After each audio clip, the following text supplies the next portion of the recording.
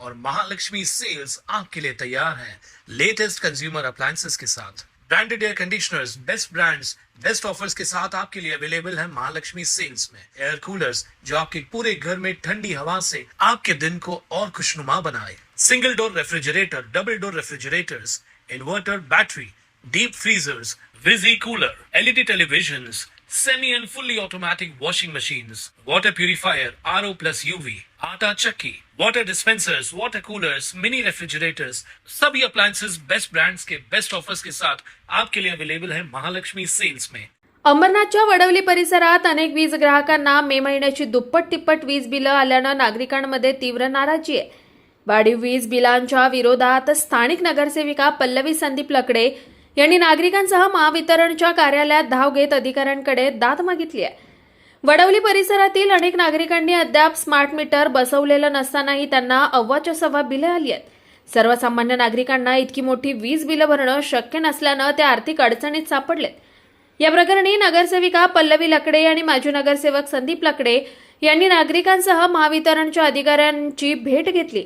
नागरिकांच्या तक्रारी ऐकून संबंधित मीटरची तपासणी करण्यात येईल आणि मीटरमध्ये त्रुटी आढळल्यास संबंधित ग्राहकांची वीज बिलं नियमानुसार कमी करण्यात येतील असंही आश्वासन महावितरणच्या अधिकाऱ्यांनी दिल्याची माहिती पल्लवी लकडे यांनी दिली आहे। आज आम्ही महावितरण केंद्रामध्ये एक समस्या घेऊन आलेलो आहे। जसं राज्यभर आपल्याला माहितीच आहे स्मार्ट मीटर लागू करण्याचं जे चालू आहे सत्र, त्या विरोधात म्हणजे ज्यांचे मीटर ऑलरेडी चालू आहेत, चांगल्या स्थितीत आहेत, त्यांचेही मीटर बदलण्यात येत आहेत। आमच्याकडे अशा भरपूर कंप्लेंट्स आलेल्या होत्या की जबरदस्तीने हे मीटर बसवण्यात येत आहेत।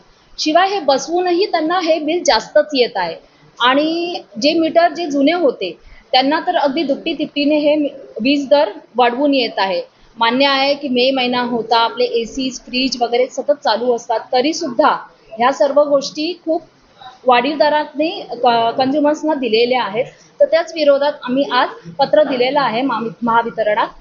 तर त्या मॅडमने आम्हाला आश्वासन दिलेलं आहे की आम्ही हे लवकरात लवकर सॉर्ट करून आम्ही पुन्हा एकदा मीटरचं रीडिंग घेऊन ते वीज दर जे लागू केलेले आहेत ते कमी करून देण्यात येईल। जुने मीटर जे आहेत ते त्यांना डबल बिल आलेलं आहे। आम्हाला प्रभागातील नागरिकांचा गेले 10 दिवस झाले फोन येते, परंतु आम्ही सर्वांचा अंदाज घेतल्यावर आम्ही मॅडमना 2 दिवसापूर्वी फोन केलेला की आम्ही येतोय आणि प्रभागातील नागरिकांना कळवलं।